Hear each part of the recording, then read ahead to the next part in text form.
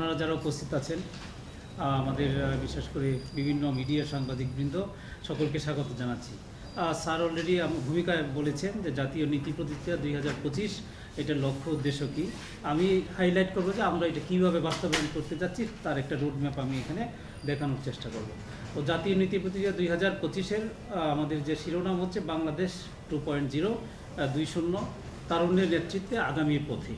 Sir যেমন বলেছেন যে আমাদের এই নীতি প্রতিযোগিতার উদ্দেশ্যের মধ্যে অন্যতম হচ্ছে যে বিদ্যমান যে আমাদের নীতি কাঠামো আছে সেইগুলোকে পর্যালোচনা করে জুলাই গণ অভ্যুত্থানের চেতনা ও আকাঙ্ক্ষার সাথে সঙ্গতিপূর্ণ, সময়োপযোগী, দূরদর্শী এবং কার্যকর নীতি প্রস্তাবে শিক্ষার্থীদের অংশগ্রহণের মাধ্যমে তাদেরকে ক্ষমতায়ন করা। শিক্ষার্থীরা প্রত্যক্ষভাবে যাতে নীতি চর্চা করতে পারে সেটার একটা দ্বারকে উন্মোচিত করা, এবং এই আমরা যে বিষয়গুলো দিয়েছি সেইগুলো হচ্ছে সবই কন্টেম্পোরারি বিষয়। সেই বিষয়গুলো নিয়ে তারা তাদের মতো করে তার পলিসি ফর্মুলেশন করবে।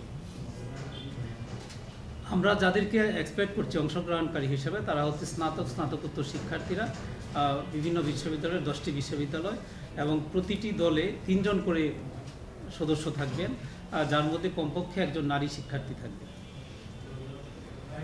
তো আমরা প্রথমে একটা ধারণাপত্র আহ্বান করছি বিশ্ববিদ্যালয়গুলোতে। অলরেডি আমরা প্রতিটা বিশ্ববিদ্যালয়ে যোগাযোগ করেছি এবং তাদের সাথে বিশেষ করে ভিসি মহোদয়দের সাথে ইন্ডিভিজুয়ালি আমরা মিটিং করেছি। মিটিং করে আমরা কি করতে চাই সে ধারণাটা তাদের সাথে ব্যাখ্যা করেছি, এবং সেইভাবে অলরেডি বিশ্ববিদ্যালয়গুলো কাজ শুরু করে দিচ্ছে শীঘ্র। এবং আমরা শুরুতে হচ্ছে যে তারা এটা ওপেন সার্কুলার করবে বিশ্ববিদ্যালয়গুলোতে, করার পরে তারা শিক্ষার্থীদের কাছ থেকে ওই যে 3টা দলে ভাগ হয়ে তাদের কাছ থেকে ধারণাপত্র আহ্বান করবে, একটা প্রাথমিক ধারণাপত্র, যেটা হবে 1000 থেকে 1050 1500 শব্দের, বাংলা অথবা ইংরেজি, এবং প্রতিটা বিশ্ববিদ্যালয়ের জন্য আলাদা আলাদা কিন্তু টপিক নির্ধারিত আছে। আমি একটু পরে আসছি। তো এরপরে পাওয়ার পয়েন্ট অথবা 2 মিনিটের একটা ভিডিও পিচ তারা দিবে, পাওয়ার পয়েন্টটা সাবমিট করবে। এই পাওয়ার পয়েন্ট সাবমিট করার পরে এইটার উপরে যারা প্রতিটা বিশ্ববিদ্যালয়ে 3 জনের একটা ইভ্যালুয়েশন টিম থাকবে, সেই ইভ্যালুয়েশন টিমগুলো শিক্ষকদের মধ্য থেকেই হবে। নির্ধারিত বিষয়ে যারা দক্ষ তাদেরকে সিলেক্ট করা হবে। ওনারা এটা ইভ্যালুয়েট করে বিশ্ববিদ্যালয় পর্যায়ে 5টি দলকে, শীর্ষ 5টি দলকে তারা প্রাথমিক বাছাই করবেন, যারা দ্বিতীয় পর্বে যাবে। দ্বিতীয় পর্বে গিয়ে তারা মূলত নীতিপত্রটা প্রণয়ন করবেন তার নির্ধারিত সাবজেক্টের উপরে, এবং তাদের এই নীতিপত্রটা কিভাবে প্রণয়ন করবে তার জন্য একটা উচ্চতর কর্মশালা হবে, এবং নীতিপত্রটা হবে 5 থেকে 6000 শব্দের পূর্ণাঙ্গ নীতিপত্র, এবং তারা সেটা উপস্থাপন করবেন ওই যে বিচারক মণ্ডলী যারা নির্ধারিত থাকবে তাদের সামনে 15 মিনিট তারা এটা প্রেজেন্টেশন করবেন। একই সাথে হচ্ছে প্রশ্ন উত্তর পর্ব থাকবে, এবং এই চূড়ান্ত পর্বটা প্রতিটি বিশ্ববিদ্যালয়ে আগ্রহী শিক্ষার্থীদের আমরা এক্সপেক্ট করছি যে 5 শতাধিক শিক্ষার্থীর অংশগ্রহণে এটা ওইখানে উপস্থাপন করা হবে।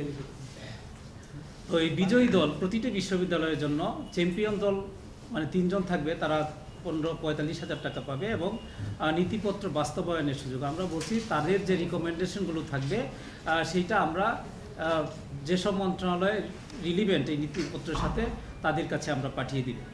দ্বিতীয় হচ্ছে রানার আপ, যে প্রথম রানার আপ ওনারা 30,000 টাকা পাবে 3 জনের দল, আর রানার আপ দ্বিতীয় রানার আপ পাবে 15,000 টাকা। এটা হচ্ছে ক্যাশ মানি তাদের জন্য, এবং 5টি দলের সকল অংশগ্রহণকারীকে সার্টিফিকেট এবং বিজয়ীদেরকে ক্রেস্ট প্রদান করা হবে। ওই যা 5টা দলে যারা অংশগ্রহণ করবে সবাইকে 15 জন করে সবাইকে সার্টিফিকেট দিব আমরা, এবং যারা বিজয়ী হবে তাদেরকে ক্রেস্ট। চূড়ান্ত নীতিপত্রে একটা ফরম্যাট এখানে আছে, আমরা বলছি 5 থেকে 6000 শব্দ, কী ফন্ট ইউজ করতে হবে সেটাও দেওয়া আছে, ফন্টের সাইজ এবং লাইন স্পেসিং, এবং প্লেজিয়ারিজম একটা অ্যাকসেপ্টেন্স লেভেল আছে। আপনারা জানেন যে সর্বোচ্চ 15%। এটা আমরা প্রতিটা বিশ্ববিদ্যালয়ে প্লেজিয়ারিজম বা চৌর্যবৃত্তি যেটা বলি সেটা চেক করার প্রসেস আছে। বিভিন্ন ধরনের আমাদের টার্নিটিভ থেকে শুরু করে বিভিন্ন ধরনের সফটওয়্যার আছে, সেগুলো দিয়ে তারা এটা চেক করে কনফার্ম করবে। আর এখানে একটা আউটলাইন দেওয়া আছে 12টা, দেখছেন নাম্বারে। এখানে শিরোনাম থাকবে, সারাংশ, ভূমিকা, লিটারেচার রিভিউ, মেথোডোলজি, একটা মোটামুটি রিসার্চ ডকুমেন্ট তৈরি করার জন্য যা যা লাগে এরকমভাবে এখানে দেওয়া আছে। তো সময়বদ্ধ কর্মপরিকল্পনা, এটা ধারণাপত্রটা জমা দিবে 7 দিনের মধ্যে। আমরা যখন সার্কুলারটা যাবে ইউনিভার্সিটিতে তখন 7 দিনের মধ্যে জমা দিবে। মূল্যায়ন হবে এটা 5 দিনের মধ্যে, জুরি বোর্ড মূল্যায়ন করে তারা রেজাল্ট দিবে। এরপরে চূড়ান্ত নীতিপত্র জমা দেওয়ার জন্য 10 দিন সময় দেওয়া হবে ওই যে 5 জনের দলকে। তারা এই চূড়ান্ত পর্বটা পুরো নীতিপত্রটা হার্ড কপি জমা দিবে এবং এটা জুরি বোর্ডের সামনে একদিন উপস্থাপন করবে, যেটা আমরা বলছি যে ওই ইউনিভার্সিটির জন্য চূড়ান্ত নীতি প্রতিযোগিতার দিন। আর ধারণাপত্রটা কীভাবে মূল্যায়ন হবে, 100 নম্বরের মধ্যে মূল্যায়ন হবে। এখানে সব দেওয়া আছে যে মানদণ্ডগুলো কীরকম, যেমন সমস্যার প্রাসঙ্গিকতা, প্রস্তাবিত ধারণার উদ্ভাবনশীলতা, ধারণার কার্যকারিতা ও প্রাসঙ্গিকতা, লেখার গঠন ও মান এবং ভিজুয়াল স্পিচ, তারা যে একটা প্রেজেন্টেশন দিবে সেটা, এবং প্রভাব তৈরির সম্ভাবনা, এটা কতটুকু ইমপ্যাক্ট ক্রিয়েট করবে সমাজে বা আমাদের সমাজ, অর্থনীতি বা পরিবেশগতভাবে।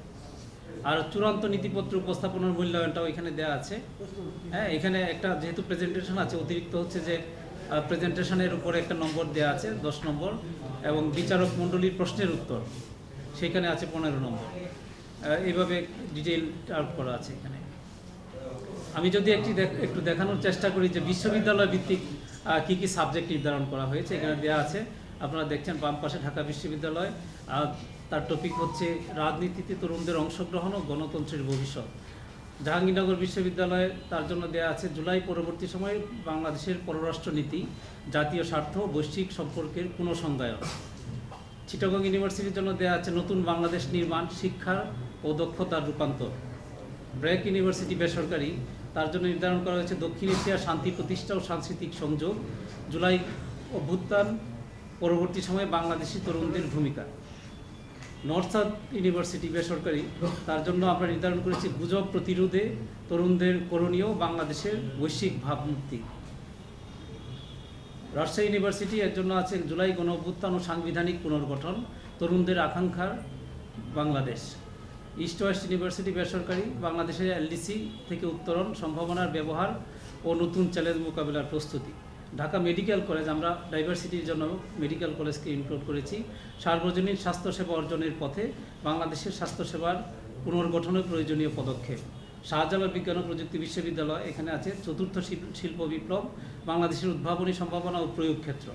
এবং কৃষি ভিত্তিক একটা টপিক আছে, যার জন্য বাংলাদেশ কৃষি বিশ্ববিদ্যালয়কে সংযুক্ত করা হয়েছে, কৃষি, নদী ও উন্নয়নের গতিপথ, বঙ্গীয় বদ্বীপের পুনরাবিষ্কার।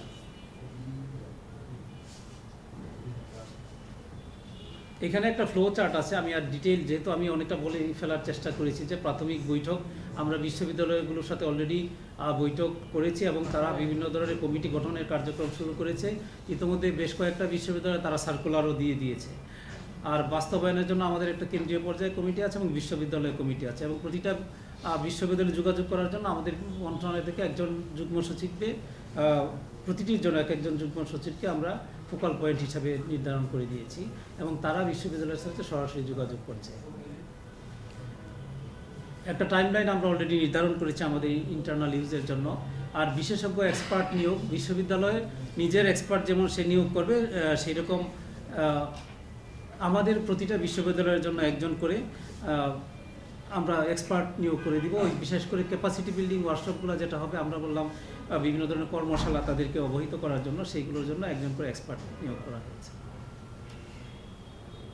আর জুরি বোর্ড 3 জনের, আমি বললাম বিশ্ববিদ্যালয় এটা করবেন, বিশ্ববিদ্যালয়গুলো নিজেই, এবং সংশ্লিষ্ট সাবজেক্টে, এবং প্রচারণার জন্য বিভিন্ন ধরনের প্রচার মিডিয়া, সেইগুলো কিন্তু আমরা অলরেডি শুরু করে দিয়েছি। আর বিভিন্ন বিশ্ববিদ্যালয়ে ব্যানার, ফেস্টুন, পোস্টার এগুলো লাগানোর কার্যক্রম শুরু হয়েছে। এবং ধারণাপত্র আমি বলেছি যে 7 দিনের মধ্যে আহ্বান করা, এবং বিশ্ববিদ্যালয়ে তাদের নিজস্ব মিডিয়াগুলো ইউজ করে তারা এই প্রচারণাটা করবে আর কি। আমরা এক্সপেক্ট করছি যে প্রতিটা বিশ্ববিদ্যালয়ে কমপক্ষে 10টি, এর বেশিও দিতে পারে, কিন্তু 10টা ধারণাপত্র জমা দিবে বা 10টা দল অ্যাটেন্ড করবে কমপক্ষে। এগুলো আমি বলেছি, আর বলছি না যে চূড়ান্ত নীতিপত্র 5টা দল জমা দিবে, এবং তাদের থেকে 3টাকে আমরা নির্বাচিত করব চূড়ান্ত পর্যায়ের জন্য, এবং তাদেরকে পুরস্কৃত করব।